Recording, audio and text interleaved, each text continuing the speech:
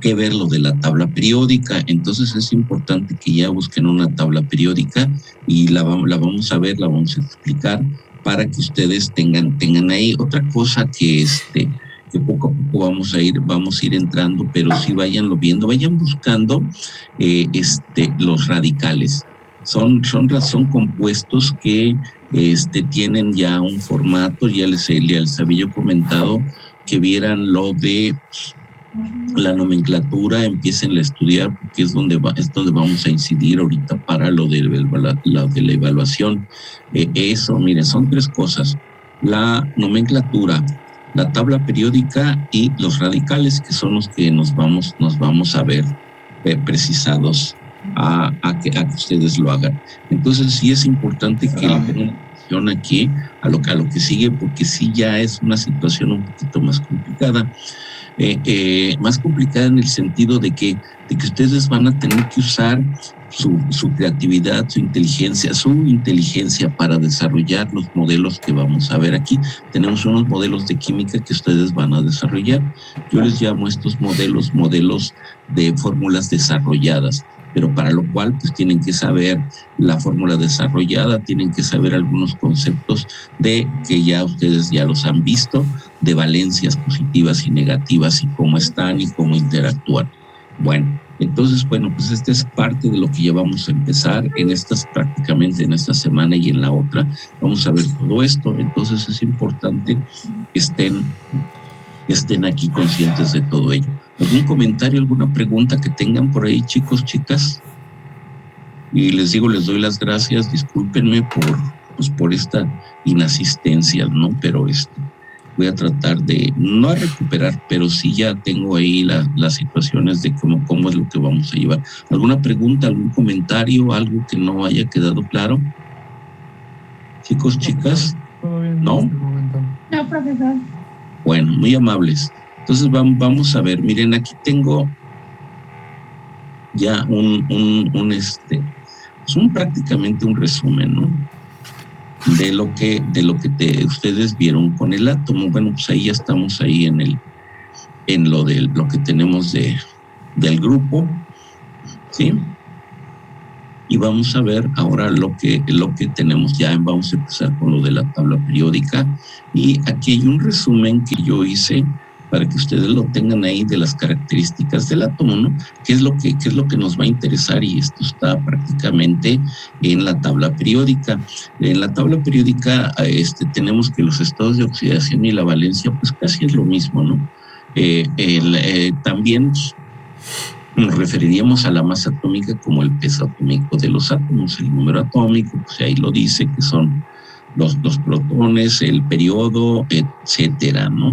Y pues algunas características ya de las situaciones que pues, posteriormente se nos van a presentar, como que son pues los gases nobles, los metales, los no metales, y es un pequeño resumen que yo ahí se los dejo para que ustedes lo vean. Bueno, entonces ahorita vamos a ver cuál es el origen de los elementos. Ya le hemos dado 2, 3 vueltas, pero es importante que ustedes conozcan. Aquí hay también, no sé si les quedó claro lo de cómo completar la tabla periódica, los cuadros ahí que vimos, porque parece que ahí era donde se incidía, ¿no? Bueno, aquí también lo tenemos. Ahorita si quieren le damos una vista ahí antes de empezar con la historia de la tabla, que está muy sencilla. Bueno, busqué algo, nomás una introducción, y ahorita vamos a ver algo de los elementos. Hidrógeno. El hidrógeno. ¿Se escucha? ¿Sí? Sí, profesor. Sí, profesor. ¿Sí se ve? Bueno, entonces vamos a ver esto. Todo lo que vemos a nuestro alrededor, las montañas que rascan las nubes, los mares embravecidos, los verdes bosques,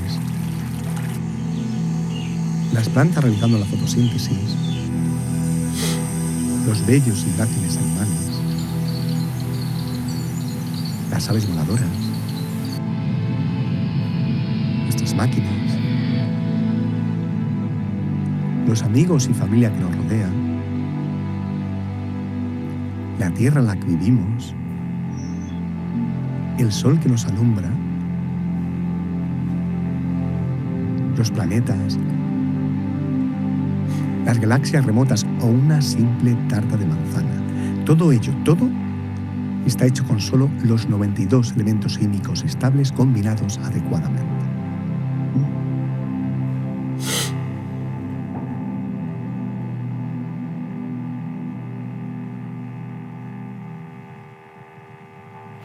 Esos 92 elementos estables se pueden organizar en la tabla periódica. En ella, los elementos están ordenados de tal forma que aquellos que tienen propiedades químicas semejantes se encuentran situados cerca unos de otros. Esta es la tabla periódica. Arriba, a la izquierda, está el átomo o elemento más sencillo de todos, que es el hidrógeno. El hidrógeno no es nada más que un protón y un electrón que forma una nube a su alrededor. El siguiente átomo o elemento más sencillo es el helio. Generalmente está compuesto por 2 protones, 2 neutrones y 2 electrones.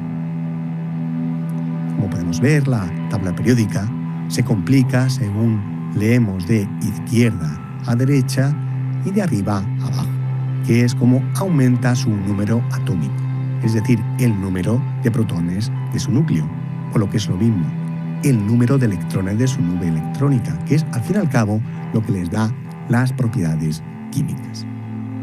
Para empezar, no estaría de más repasar lo que es un átomo. Aquí tenemos representado a uno de helio. Hay un núcleo compuesto por 2 protones y 2 neutrones y a su alrededor una nube de electrones que está compuesto por 2 electrones. Lo que normalmente no nos explican son los tamaños relativos entre lo que es el núcleo y el átomo. Un átomo mide un Armstrong, que es 10 elevado a menos 10 metros. Es muy pequeño. Pero un núcleo mide un Fermi, que es 10 elevado a menos 15 metros. Es decir, el núcleo de un átomo es 100.000 veces más pequeño que el propio átomo. Si de algún modo consiguiéramos ampliar un átomo hasta que tuviera 1 kilómetro de diámetro, su núcleo solo mediría 1 centímetro. Pero, ¿cómo empezó todo? Todo empezó con el Big Bang. Durante el Big Bang, la presión y temperatura eran tan altas que los núcleos atómicos se movían rápidamente y chocaban entre sí, dando lugar a reacciones de fusión nuclear en las que el hidrógeno se transformaba en helio. Esta es una típica reacción de fusión. Partimos de 2 protones, 2 núcleos de hidrógeno. A partir de ahí conseguimos deuterio, que es un protón y un neutrón, que más otro protón nos produce un núcleo de helio 3, que es un isótopo de helio. Y 2 núcleos de helio 3 producen un núcleo de helio 4 más 2 protones. Esto es lo que sucedía en los primeros momentos del Big Bang. El hidrógeno se estaba transformando en helio a través de una reacción de fusión. Esta no es la única reacción de fusión que existe. Incluso para formar helio hay otras reacciones, como por ejemplo esta: deuterio, tritio, y eso produce helio 4 más un neutrón. Obviamente todas estas reacciones producen además gran cantidad de energía.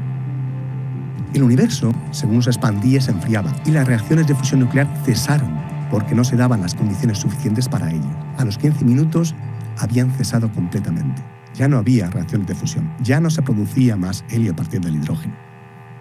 Así que el Big Bang solo generó hidrógeno, helio y pequeñas cantidades de otros elementos ligeros como el litio. No había carbono para generar vida. Tampoco hierro para formar la hemoglobina de nuestra sangre o el calcio de los arrecifes de coral o el de nuestros propios huesos. Así sería la tabla periódica al cabo de 15 minutos tras el Big Bang. Era muy aburrida. Durante millones de años tras el Big Bang solo hubo hidrógeno, helio y un poquito de litio. ¿Cómo se han generado los demás elementos de la tabla periódica? Es realmente fascinante saber que el ser humano ha conseguido explicar cómo se generaron el resto de los elementos. La confirmación de cómo se sintetizaron algunos de ellos se logró hace muy poco, en el 2017.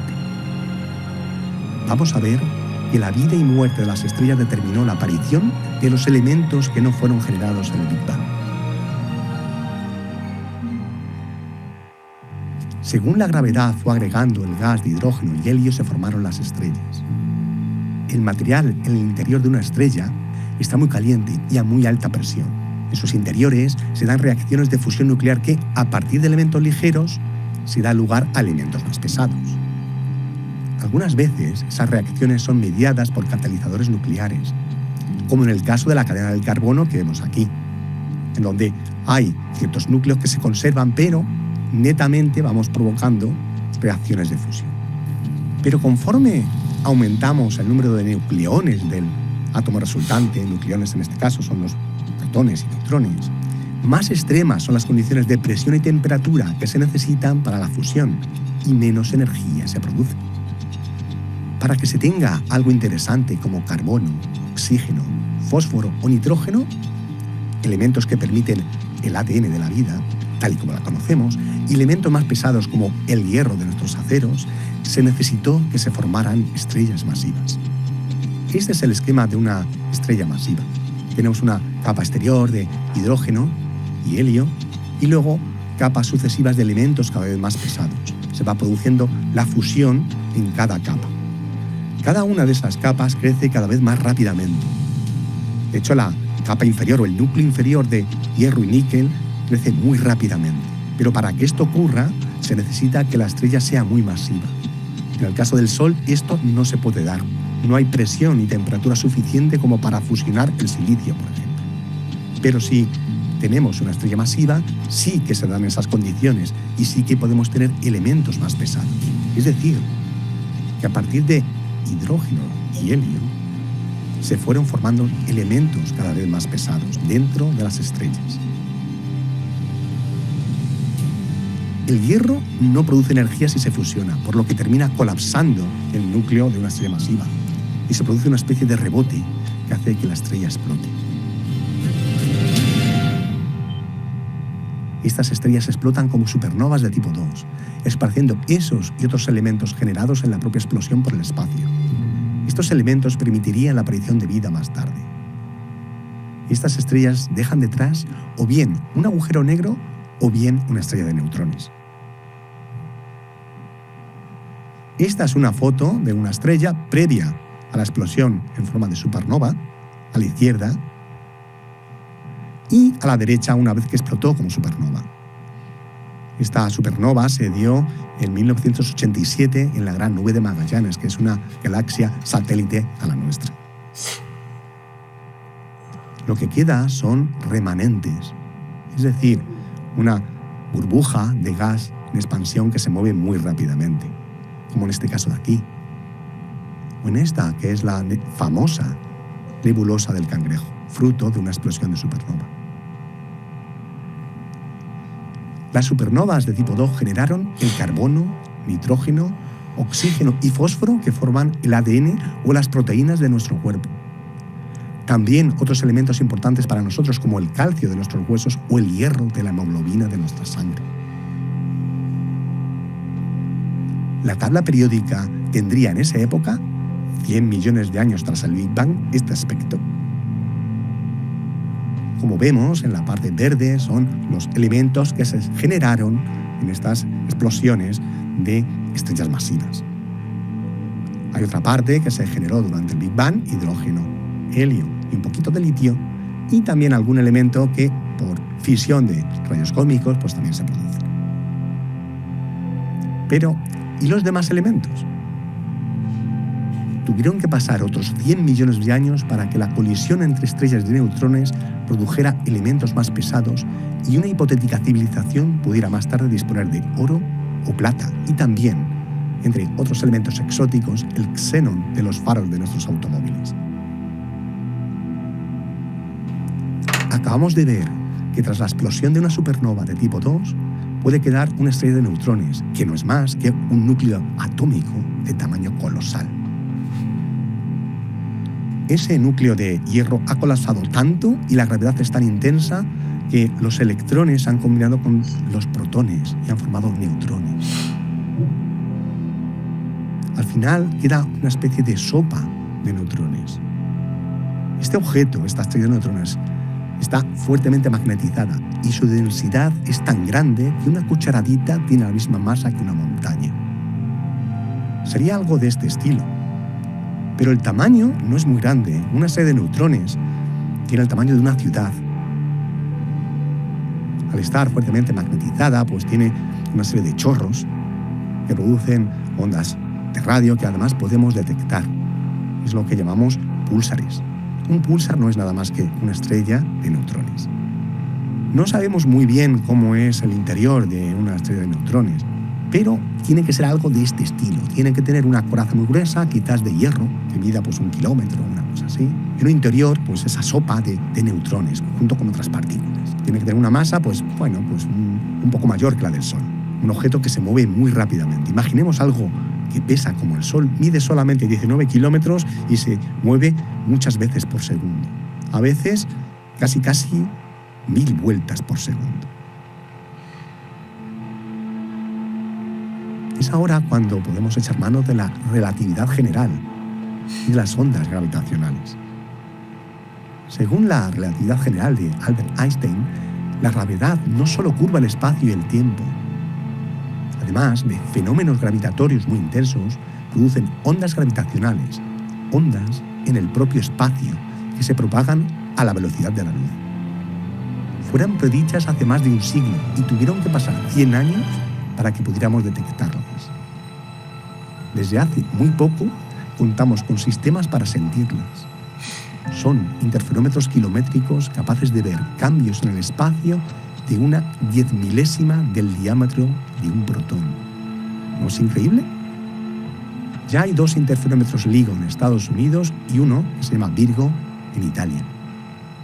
En unos tubos al vacío viajan haces de luz que, en circunstancias normales, se interfieren para así no dar señal alguna en el punto de reunión.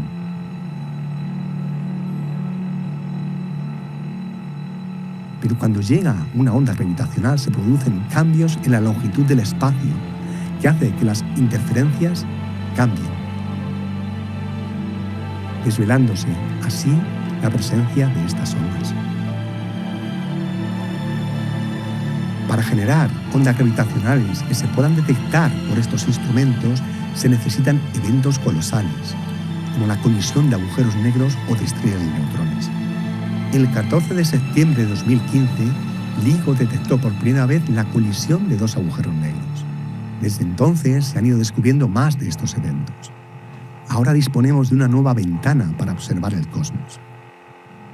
Estos cuerpos masivos orbitan alrededor del centro de gravedad común y van perdiendo energía por emisión de ondas gravitacionales hasta que colisionan. En esta animación podemos ver lo que sucede cuando 2 agujeros negros se fusionan y forman un agujero negro aún mayor. Se producen ondas gravitacionales que son más intensas justo en el momento de la colisión. Así suenan los momentos finales y se traducen las ondas gravitacionales registradas a sonido audible por los humanos. Podemos oír el universo. Nos hablaba, pero hasta ahora no podíamos escucharlo.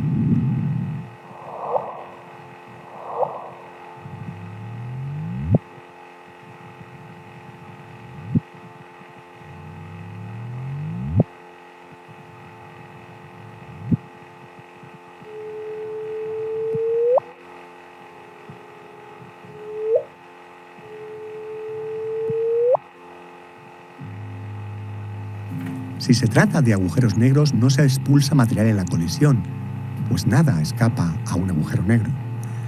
Pero si colisionan 2 estrellas de neutrones mediante el mismo mecanismo, entonces se produce una explosión de kilonova, en la que se sintetizan elementos pesados que son además expulsados. Al fin y al cabo, hay neutrones de sobra para producir elementos pesados. Recordemos que los neutrones hacen de pegamento dentro del núcleo, así que conforme aumentamos el número de protones, necesitamos más neutrones para que el núcleo permanezca estable. Y todo esto se puede observar con telescopios convencionales, esta explosión de kilonova. Como resultado final de la colisión se obtiene una estrella de neutrones que sea de mayor masa o bien un agujero negro. hasta agosto de 2017 no teníamos confirmación de todo esto. Pero en un momento dado se detectaron las ondas gravitacionales producidas por la colusión de dos estrellas de neutrones. Esto permitió encontrar la zona del cielo en donde se produjo la colisión y ver la kilonova correspondiente por vías convencionales.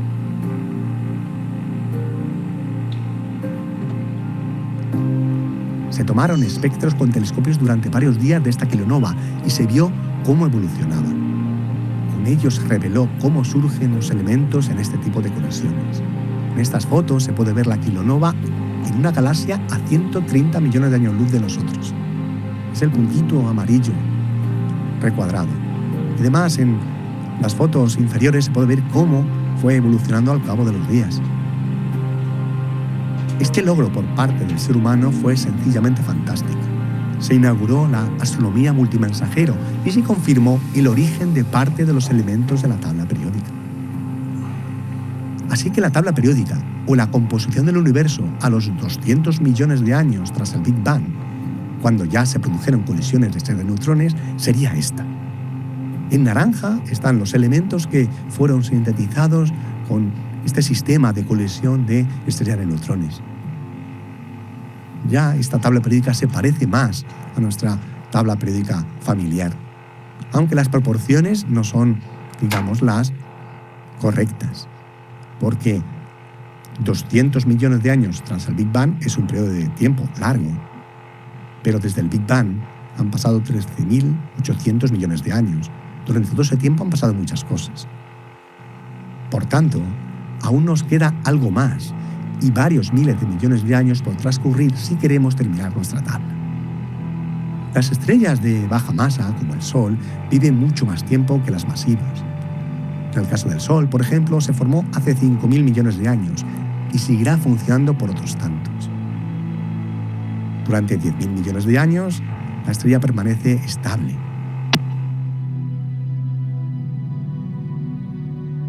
Pero al final, estas estrellas también gastan su combustible nuclear, que es básicamente hidrógeno. Entonces crecen hasta ser gigantes rojas.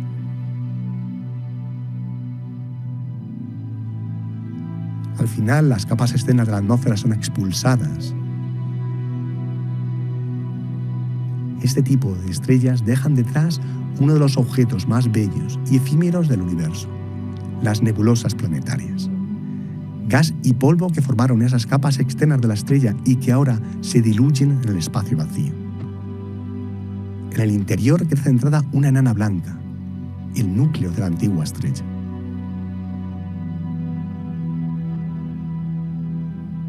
Así que, al morir, las estrellas de baja masa enriquecen el medio con elementos ligeros como litio, carbono, nitrógeno, pero también con otros más pesados generados anteriormente a partir de las cenizas de las supernovas. Ya solo nos queda el papel realizado por las enanas blancas. Las enanas blancas pueden pertenecer a un sistema binario y robar material de su compañera poco a poco, hasta que alcanzan la criticidad y explotan como una supernova de tipo 1, en forma de una gigantesca bomba nuclear.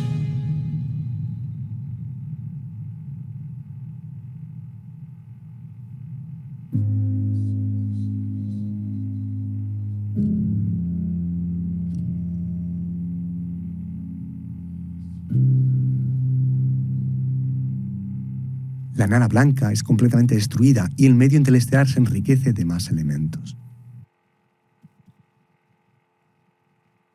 La explosión de enanas blancas también generaron parte de los metales que son importantes para la industria, parte del hierro de nuestra hemoglobina y parte del calcio de nuestros huesos.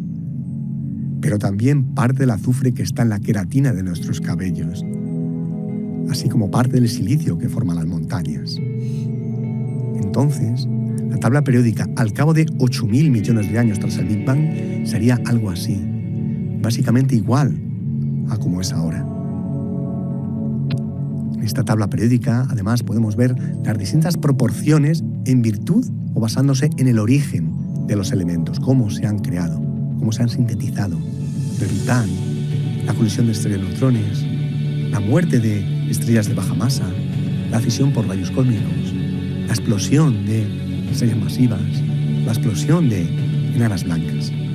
El decaimiento radioactivo de ciertos isótopos generaron y siguen generando otros elementos. El resto de los elementos, los que duran muy poco, son sintetizados por los seres humanos. Todos los elementos de la vida y los elementos para tener tecnología avanzada ya estaban disponibles antes de que se formara la Tierra. Por tanto, pudieron existir civilizaciones tecnológicas miles de millones de años antes que nosotros. Los elementos de la tabla periódica o del propio universo se deben al nacimiento, evolución y muerte de las estrellas. Muchas de ellas se apagaron para que pudiéramos estar ahora aquí todos y que algunos de nosotros nos podamos plantear ciertas cuestiones y quizás responderlas. Somos cenizas de estrellas, nada más, pero nada menos. Somos el universo contemplándose a sí mismo. Cuando miramos las estrellas y su belleza, nos vemos a nosotros mismos. Somos increíblemente afortunados de vivir una época en la que hemos averiguado todo esto. La ciencia es la más maravillosa de las aventuras.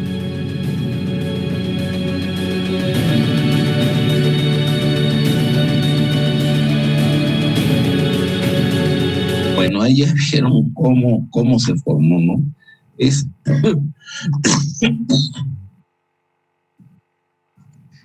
Ahora sí que dicen que somos parte de las estrellas, ¿no?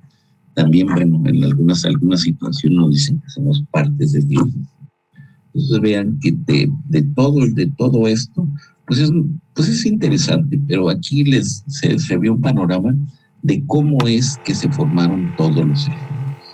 Entonces estos elementos que tenemos, pues los hemos aprovechado, hemos visto que se formaron hace mucho tiempo y que están disponibles para nosotros con respecto a la tecnología, ¿no? Entonces todo esto pues ha dado pie a la tabla periódica. Pues no ha sido fácil también encontrar los elementos. Entonces este es una panorámica de todo esto que se ha formado. No nos explican también, hay otras teorías de cómo se formó la vida, ¿no? Pero esa es otra parte, pues también creo que interesante. Pero aquí ya tienen la idea de cómo hay todos los elementos que estamos usando, de lo que estamos formados y cómo se fueron dando a través de explosiones, sobre todo de cuestiones atómicas. Bueno, entonces lo único que nos queda ahorita es ver lo de la historia de la tabla periódica. Algo que te quieran comentar, preguntar, ¿cómo les fue con la tarea? ¿Tienen alguna duda? ¿Tienen algo al respecto? ¿No?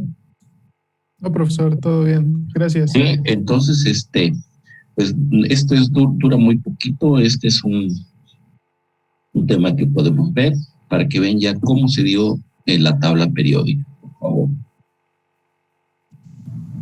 En el mundo existen muchos elementos, y cada uno de ellos está clasificado en la famosa tabla periódica, pero de seguro no sabes lo difícil que fue llevarla a tu papelería más cercana. Es por eso que hoy te presentamos la historia de la tabla periódica. Hace algunos cientos de años, en 1669 para ser más precisos, Hildebrand, un alquimista muy entusiasmado, descubrió el fósforo, sin darse cuenta de que había descubierto un elemento químico. Lo llamó fuego frío, nombre bastante curioso para algo que viene de la orina.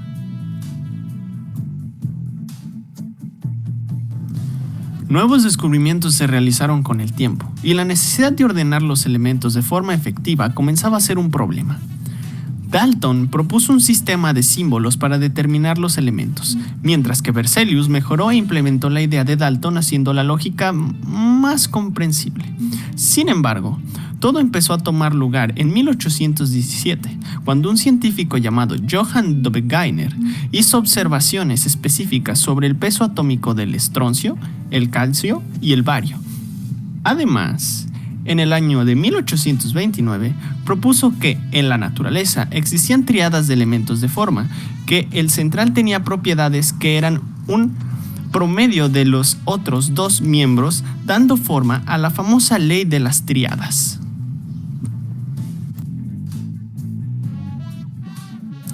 Para 1862, Saint-Contois propuso una clasificación periódica de los elementos en forma de elipse que llamó caracol telúrico, que consistía en un cilindro donde fueron colocados los elementos en función creciente de sus pesos atómicos, de tal manera que la generatriz intercepte a los elementos de propiedades semejantes.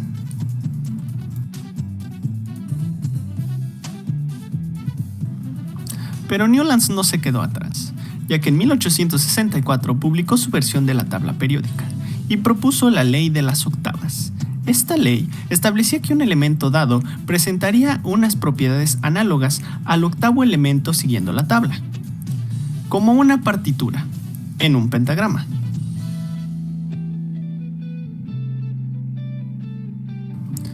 Meyer, por su parte, construyó una tabla extendida en 1869 que competía directamente con Mendeleev, el cual dio un salto enorme en la tabla periódica. Él decía ante la comunidad científica: Sí, claro, mi tabla ordenó los 63 elementos conocidos. Fueron clasificados en orden creciente en su peso atómico, en series y en grupos. También asigné las valencias y muchos rasgos que diferenciaban a los elementos entre sus grupos. La tabla de Mendeleev permitió tener una visión general de las clasificaciones de los elementos, al grado de predecir futuros descubrimientos. Sin embargo, aún faltaban muchos detalles que pulir. Los trabajos de Lord Rayleigh y William Ramsay entre 1895 y 1898 permitieron identificar los gases nobles y organizarlos. En los últimos pasos para llegar a la tabla periódica que tenemos hoy en día se encontraba Moseley, en 1913. Demostró que los registros de la emisión de rayos X de los átomos puede ordenarse en forma sucesiva y dedujo que existe un orden numérico en el que pueden ser colocados los elementos con base en ello, en lugar de seguir el de los pesos atómicos utilizado por Mendeleev. Finalmente, Alfred Werner, profesor de química en Zúrich, recibió el Nobel por su trabajo sobre la teoría de coordinación de los compuestos complejos. Dio una forma diferente a la tabla periódica, solo con la ayuda de comparaciones y analogías entre las propiedades. La forma se asemeja a la tabla larga que manejamos hoy en día. Y eso es todo. Varios cientos de años, muchas mentes, y tú ya puedes ir a comprar tu tabla periódica a la papelería. Muchas gracias. Bueno, pues esa es la que vamos a usar, la que vamos a ver. Ya la vamos a describir todo ello como va, y pues ya espero que ya no haya ningún inconveniente en lo de completar la tabla. Y ya ven que pues tuvimos que partir de los neutrones, protones y electrones, cómo es que fueron, quién los descubrió, etcétera, etcétera.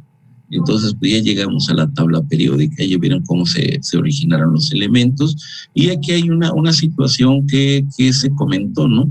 Que aquí les digo, muchas veces la masa atómica y es el peso atómico. Ahí hablaron de la masa atómica y del peso atómico. Entonces son situaciones en las cuales, bueno, pues aquí se tiene un ejemplo de ello, y pues es lo que tenemos pendiente.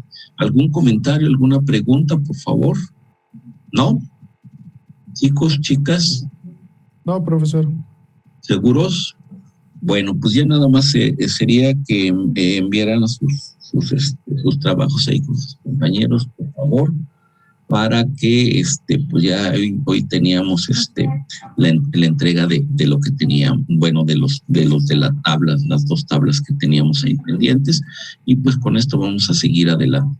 Ahorita no hay nada ya para que vayamos